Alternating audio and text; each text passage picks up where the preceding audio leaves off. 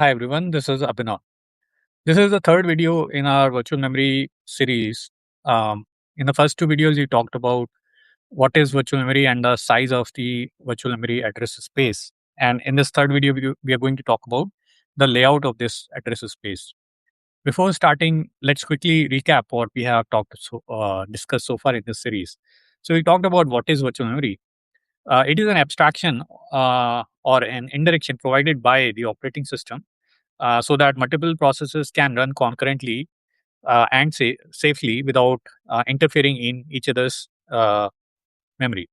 Because normally, if a process has to directly access physical memory, it may not know which address is being used by another process. So the operating system provides its every process its own private virtual memory address space, and so the process can freely access those addresses. A- And the operating system maps those virtual addresses to real physical addresses. So, and when the process reads or writes to those virtual addresses, the access is trapped by the hardware, and the hardware translates those virtual addresses to physical addresses and performs the read or write. Um, and now the size of this address space we talked about in the last video. So usually on 64-bit systems, uh, the virtual address is 64 bits in size, but in reality, on most systems, 48 bits are used, which gives us an address space of roughly 256 terabytes. This again is split into a half. So 128 terabytes is used by the user space, and 128 terabytes are used by the kernel for loading its own code and data. Now, in this video, we are going to talk about how this layout looks like, how the operating system organizes this user side address space. Um, so basically, this this is a virtual address space. So it's basically a sequence of addresses going from zero up to the maximum limit. And within this span, the operating system, you know, l- organizes the code and data of the process, and it has a certain structure, and that structure is how what I'm showing you on the screen. So this address space is organized in the form of segments. So each segment stores a particular kind of data, and each segment is a contiguous span of virtual addresses. So, for example, and this diagram is showing, so the lowest addresses are towards the bottom and the highest addresses are towards the top. And towards the lowest addresses, usually you will have the text segment. So text segment is where all the executable code of the process is loaded. So when the compiler compiles and generates a binary, the binary contains the machine instructions. So when the process is created, the operating system loads those instructions in this segment.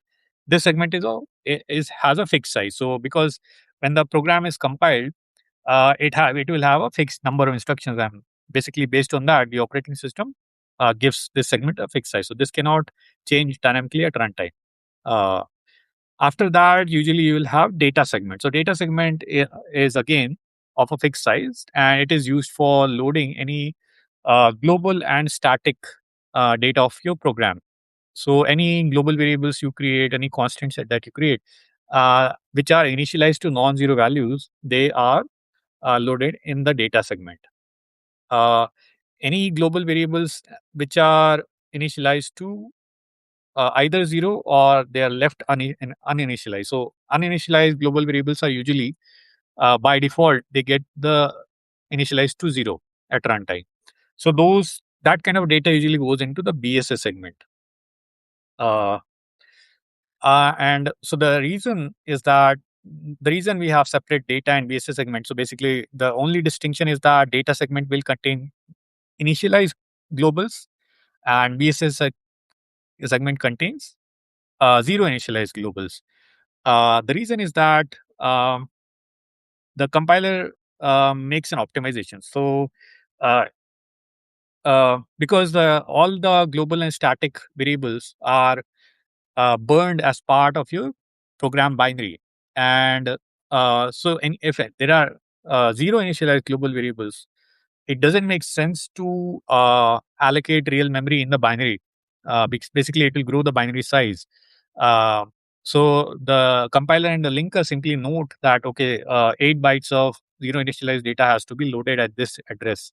And when the operating system creates a process at that address, it will allocate 8 bytes and initialize to zero. But the binary itself does not waste 8 bytes of memory. And usually, large programs will have a ton of zero initialized data. So it saves binary space, which improves the uh, program loading performance. So when the process is created, it is faster to load it. Now these are all fixed size because they are known at compile time. But in real world programs, you also need segments for dynamically allocating memory because you need to be able to create dynamic data structures like lists, trees, hash tables, and so on. And these require that you should be able to dynamically allocate memory to store data. So for that, you need segment that can grow dynamically at runtime. So for that, we usually have the heap segment.